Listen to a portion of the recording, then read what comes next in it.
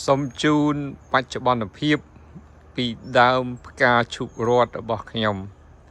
ឥឡូវនេះដូចជាបានចេញផ្កាមួយទងទៀតហើយនេះជា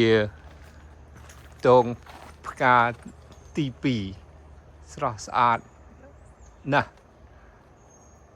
ងាកទៅខាងស្ដាំបន្តិចព្រោះជាថ្ងៃរះពីកន្លែង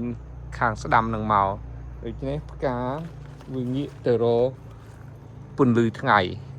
នេះជាផ្កាទី1ណានៅលូតលាស់ស្រស់ស្រាយល្អណាស់ស្លឹកនឹងដូចជាសត្វអីស៊ីបន្តិចប៉ុន្តែណាស្រស់ស្រាយចា